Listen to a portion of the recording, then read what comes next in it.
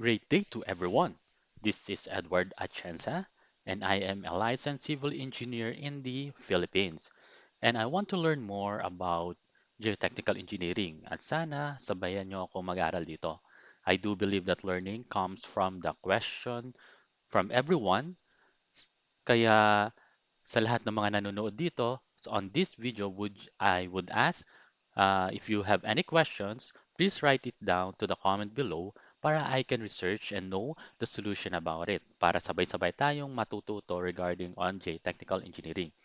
So now, I still have no program of studies pero there are two things na i-consider ko kung bakit ako gumagawa ng video. So, one is mag-aaral ako theoretically about geotechnical engineering, then learn the classification of soil at the same time to learn the software to guide on the calculation and the analysis. The name of the software na gagamitin ko is Geo5. The software is a demo version. It can be downloaded online. We can use this for our study theoretically at ito yung mag-guide sa atin dito. Pero ang downside lang nitong software is hindi siya pwedeng mag-save. And this is my reference book to be used on this video. So namely the Foundation Analysis and Design by Joseph Boyles. So anyway, so let's start our learning. On my uh, presentation on this word format, so I have picked an example on the book of Joseph Boyles. So this is the example. So what is the total active force per unit width of wall and what is the location of the resultant for the system shown in figure E11 2A? Use the column equation and take a smooth wall so that the angle of frictions for structural to soil will be zero. So if you're going to look at the on this figure, so meron tayong 7 meters high of soil. Then, meron din tayong surcharge na 100 kPa. Then, meron tayong soil 1. Then, dito sa soil 1, meron siyang soil parameters. Then, 3.5, meron tayong groundwater table. Then, meron tayong soil number 2. Then, meron din siyang sariling soil properties.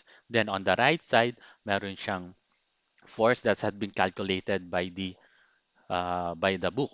Then, ang kailangan lang nating makuha is ito bang 30.7 kPa na top pressure at yung bottom pressure na 97 kPa ay the same thing doon nalalabas on the software that we're going to use.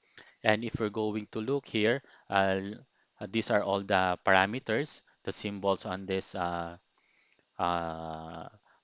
figure, then ito rin yung gagamitin natin. So since let's say that we have a sand and gravel. So meron tayong GW, GP, SW, and SP or Unified Soil Classification na ito yung uh, pinakamalapit na i-consideration natin given that these are all the parameters that are given.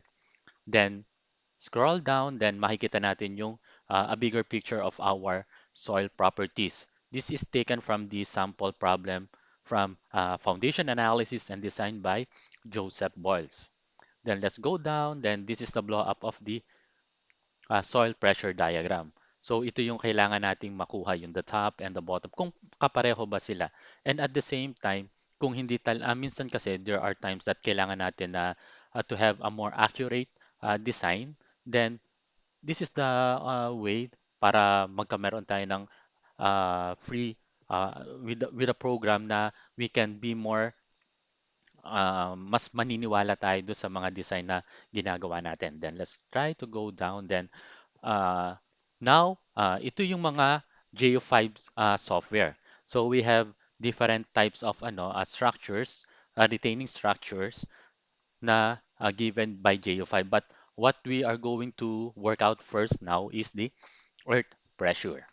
So let's go to our on our on our laptop or on our desktop, then click the earth pressure. Then we can download this for free in the internet. Okay, then search nyo lang po yung Geo5. Then let's try to go down. Then this will be the first pop-up na makikita natin on Geo5. So let's try to work it out interactively with the software. I will try to go to this scene. Okay. Then on this part, so this is when every time that we're going to open JO5, ito yung makikita natin. So the first thing na kailangan nating i-set kung paano natin maseset ang ating program is try to go to this task. Then on this task, let's try to type or make an input. So let's say earth pressure. Pag in-enter natin, it's automatic, nag-set na siya. Then let's try to do the description, earth pressure, and at the same time, the author, I will place my initial EMA. So we will know that tayo yung gumagawa nito. So, okay po ba? Then, next is pumunta tayo sa tab ng geometry. Here in the geometry, meron tayong makikitang uh, new point. So, let's try to see. Okay, all right.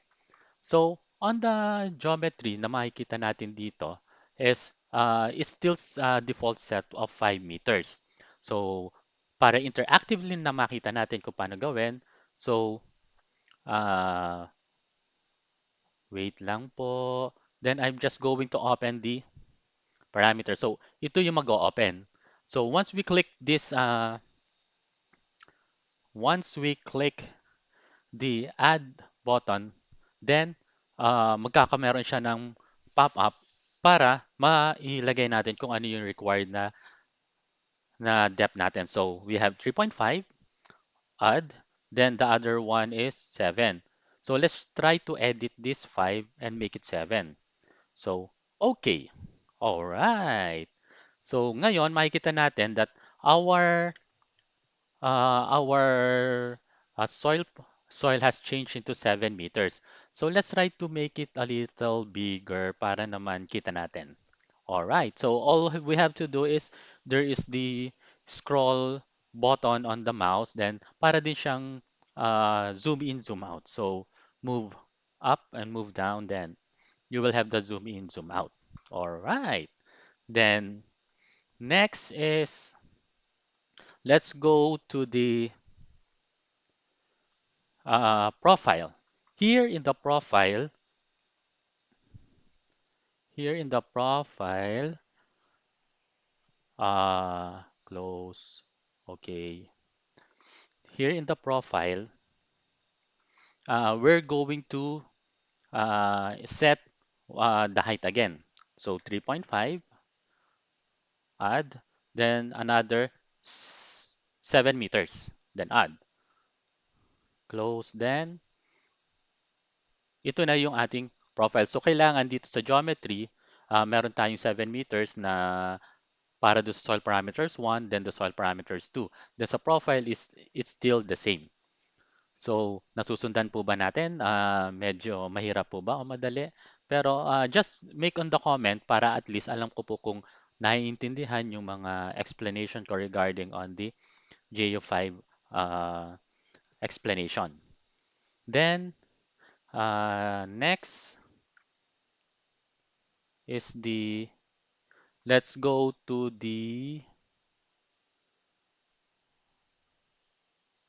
wait lang po. So, on the soil, oh, right. So here on the soil, what we're going to do is we are going to prepare the parameters for the soil. So we have two soil parameters na kailangan nating gawin. Then here is meron na po ako na ilagay na soil 1 and soil 2. But let's try to open up the other one. Okay, then close the other one. So this is the tab that we're going to make the information regarding on soil 1. So here, soil 1. Then, what is our unit weight for the first layer of the soil? It's 19.50. Then the angle of internal friction is 32. Then cohesion of soil will be 0 since walang binigay na detail regarding on the cohesive force. Since I do believe that kung cohesive soil ito, ibig sabihin hindi siya clay. So more on sand and gravel. Then angle of friction, structural soil, it will be 0 as stated on the problem.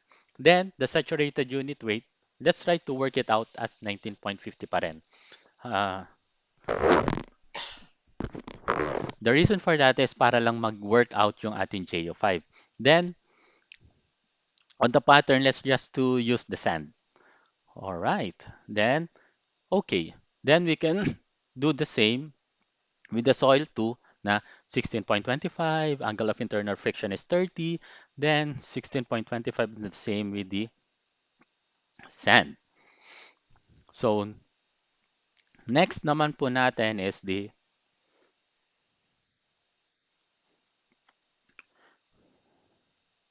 next po natin is we're going to assign. Nasaan yung all right. So we're going to assign the soil 1 and the soil 2. All right. So here, ito yung tab. So I have already changed we have already the soil parameters. So soil 1, then the other one will be soil 2. So if you're going to to blow up, hindi siya gaano makita. Pero this is soil 2, then dapat ito soil 2 rin. Since 3.5 and below is all the same. Okay po ba? Naintindihan po natin? Is this okay or this is good? Then, next naman po natin is the terrain. So, here on our terrain, since wala naman po tayong mga sloping on the top, so going to have it at ease. So, okay na po siya. Then, next naman is the water. So, ano tong water tab na to? Uh, wait lang po. Pupunta lang po ako sa water tab. Alright. So on the water tab, ang first thing na makikita natin dito is that it's on an X mark, which means no water table uh, on the on our figure. Pero since meron tayong 3.5 depth, so here on this H1, lalagyan natin is 3.5. Then enter. Then this is our 3.5. Then we're already good on this one. Then next naman po natin is the when we go is the surcharge. So when we go to the surcharge, all right. Wait lang po, wait. Then let's try to close first. Okay, all right. So ang una po muna natin is we don't have any surcharge yet. Then pero I have already made a advanced workout for this one para hindi ganong nadidelay yung ating mga ginagawa sa pag-i-input and pag-i-encode. But anyway, so here when we pick the add button, ito po yung makikita natin. Then here on the add button, pwede nating gamitin or ilagay that this is Q for surcharge. Then we have a 100 uh, pressure of surcharge. Then we're just going to add. Then okay. Then makikita na po natin that there's already a surcharge on the top of the soil. Then, oops, nawala pala po. Nawala. All right, yun na pala po. Okay. Then next is we don't have any earthquake and we don't have any stage setting na given. So we're just going to run the analysis and if you're going to look at the output, we have the output of 30.73 and 96.67. So I will try to work it out in on the word para mas kita natin. Then let's try to compare the solution or the value that was provided by the software and by the book. So if you're going to see and compare for this one, on the left side, we have the forces or the pressure that was given by the book. So we have 30.7 top pressure, then on the bottom pressure, we have 97.8. If we're going to look at the right side from JO5, we have 98.37 against 97.8. Then we have 30.73, and at the right side is 30.7. So it's almost equal, which means that if we're going to prepare the analysis, then we're more mas maniniwala tayo ngayon sa ating mga ginagawa. Since we can compare it with the software and we can validate it with the manual calculation that we have. So, ito po yung way, this is how we are going to understand geotechnical engineering. Then, ang kailangan lang po natin is malaman kung ano yung mga parameters. So, maybe I will try to make a recap for the JO5. So, first, we have to go to the project tab. Then on the project tab, we have to go to the task, description, and and for the author. So once na nilagay natin the task, it will be already set. So that is the start point of our GEO5. Then after that, the project tab, then let's go to the geometry. Here in the geometry, we're just going to click this add. Then magkakameron na tayo ng, we can set the first layer and the second layer, which is 3.5 and 7 meters. Then next po is we have the profile. On the profile, it's the same thing as the geometry na kailangan lang po natin na iset that 3.5 and the 7 meters, we're just going to add it. All right. Then next is the soil. So here in the soil is we need to have the parameters of the soil. That's the reason why we have to know the geotech report because lahat ng mga parameters for the soil is doon natin kukuhanin lahat. Hindi tayo pwede mahula o base dito sa soil na ganito, ito yung gagamitin. No, no, no, hindi po pwede. Kailangan we should base all of our parameters on the soil report. Kaya kung titingnan po natin dito sa baba, so ito po yung mga parameters na kailangan i-encode. So one is the unit weight. For sure, nandoon yan sa geotech report. The angle of internal friction, then also for the saturated unit weight. So kailangan lang po natin maglagay ng saturated unit weight para mag-work out itong soil parameters dito sa JO5 dahil sometimes it doesn't encode properly dahil kulang siya sa mga parameters. So the same thing with soil 2, 19.25, then 30 yung angle of internal friction, then saturated unit weight is 19.25. Then let's go down, then assign the soil. If for soil 1, it will be soil 1 parameters, then soil 2 for the number 2 and number 3 layers. Then next naman po is the terrain. Since we don't have any sloping on the top of the soil, then we don't do anything po as of now. Then next is water. So meron po tayong groundwater table na 3.5 meters. So here, we're going to click this icon para po mapunta tayo dito sa H1 to have a 3.5 meters of height of water. Then next is the surcharge. So the surcharge was given 100 kPa. So we have to click the add. Then uh, makikita po natin that the magnitude will be given as 100 kPa. Then, after sa lahat po ng we don't have any earthquake and we don't have any stage setting, then we can press the analyze. Then, meron na po tayong diagram for the earth pressure. So, meron na rin po siya mga forces dito. So, hindi na po tayo gaanong mahirapan in analyzing the soil parameters and the soil pressure na napoproduce po with the surcharge on the top. So, dito na po nagtatapos yung aking yung presentation and I hope that you have make the comment then para po magkameron po tayo ng another video. And just stay tuned then magkakameron pa po ako ng new videos regarding JU5 and at the same time to have more discussion regarding the soil parameters. Goodbye and thank you very much po.